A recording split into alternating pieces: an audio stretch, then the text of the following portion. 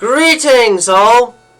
Today, we'll be examining the uncommon Steel Poison-type Pokemon Varoom, the Single-Cyl Pokémon, and its rare evolution Revavroom, the Multi-Cyl Pokémon.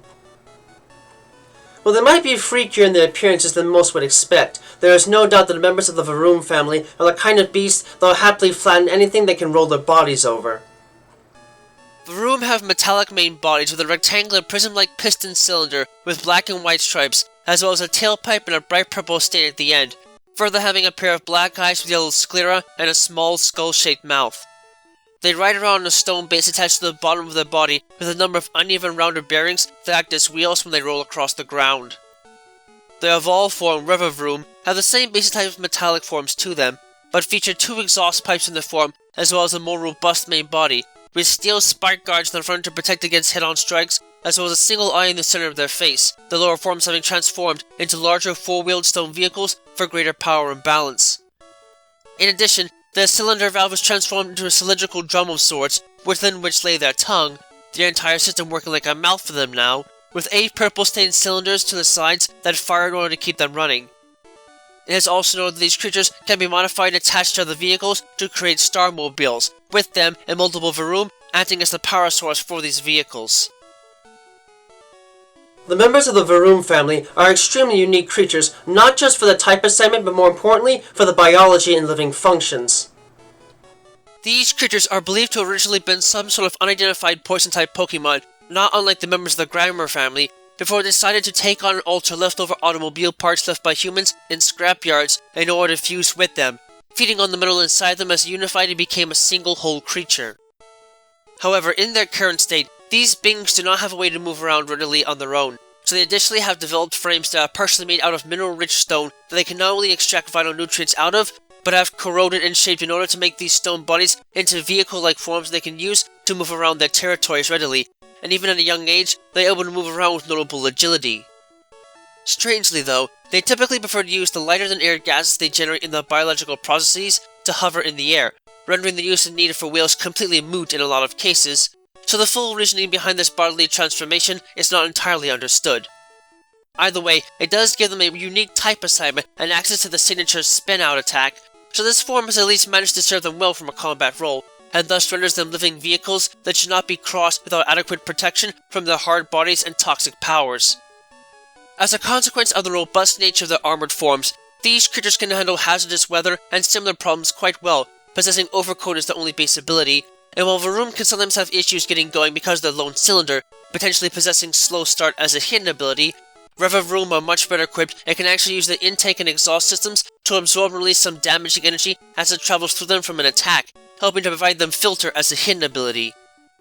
As far as their combat abilities are concerned, in the case of Revavroom, these creatures might not be the best at taking or dealing special damage, but their strength and metal frame, imposing physical nature, and effective movement speeds help to counter this, the base HP stat being above average for a fully evolved Steel-type Pokemon, the base defense stat being above average for a fully evolved Poison-type Pokemon, and the base attack and speed stats being above average for a fully evolved Pokemon of both of their types, rendering them a fearsome foe to face on the road.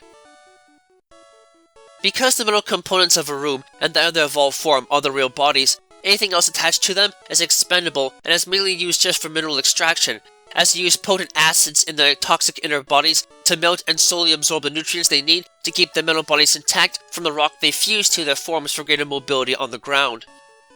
In their primary state, these beasts cannot move all that fast or have a great deal of power to them, as they only have a single cylinder to generate energy with, but they have an advantage over other young poison-type Pokemon in that they can use their own internal gases, toxic as they may be, to serve as a potent fuel source to fire the cylinder at almost all times, and thus can keep going for long periods of time without having to feed.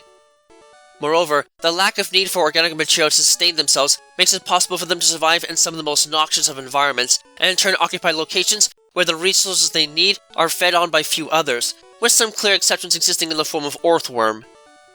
However, it is noted that these creatures are still highly territorial and will rush and attack anything that gets remotely close to them, so getting by a swarm of these beasts can be an extremely difficult feat if they are not given a wide berth and avoided as much as possible. Much as with their pre-evolved form, Revavroom mainly get their energy from digesting rocks and processing the rich minerals found inside to both maintain the metal components of their true body and also help them to generate toxic gas inside them that they then ignite in the cylinders, which they now have 8 of, in order to fire their pistons and generate the energy they need to get around in the air or on the ground. What makes these beasts a step above their pre-evolved form, however, is that they're even more territorial and aggressive, and will choose to use the sound of their exhaust to scare the daylights out of those that get close to them, revving their engine bodies loudly before running them over at full speed. If this is not a viable attack right off the bat, they will instead drive very close to their opponent and stick the tongue out from the cylindrical mouths, spraying out toxic fluid to poison or even partially melt another target before proceeding to give them the business end of their stony wheels.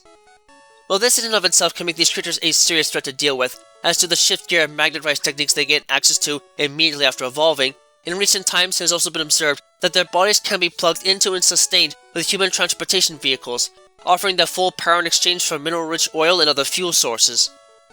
This was especially demonstrated by the members of Team Star in the Paldea region, who were able to combine Revavroom and Varoom to create their various Starmobile models, with 5 known models being made into these living machines.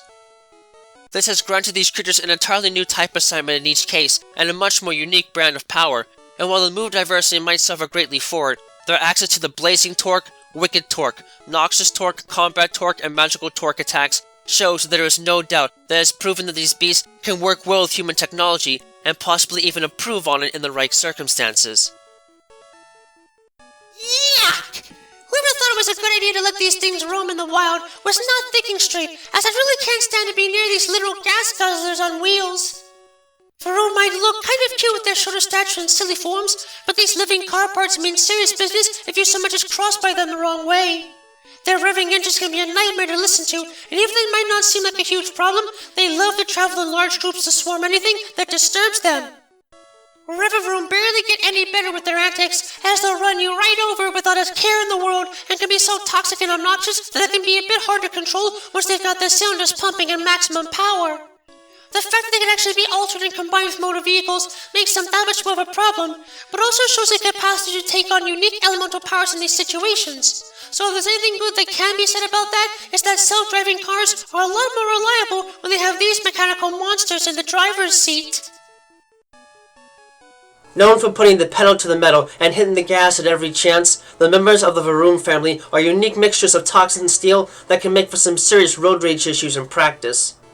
It might take some crafty engineering to make riding them even remotely safe, but it can certainly be done if you've got the tools and know-how to make it work. Just do yourself a favor and make sure that you've got a permit before you take one on a joyride, as getting pulled over by the police might be the least of your worries when they run over everything in their path and leave little more than a blazing trail of destruction in their wake.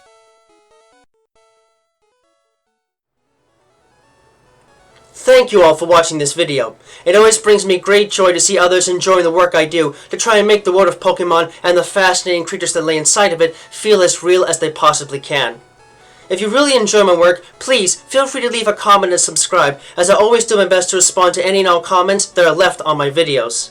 In addition, if you wish to learn more about my work and help support it, you can find links to my Patreon page, as well as email and other contact information to my work on DeviantArt in the video description down below.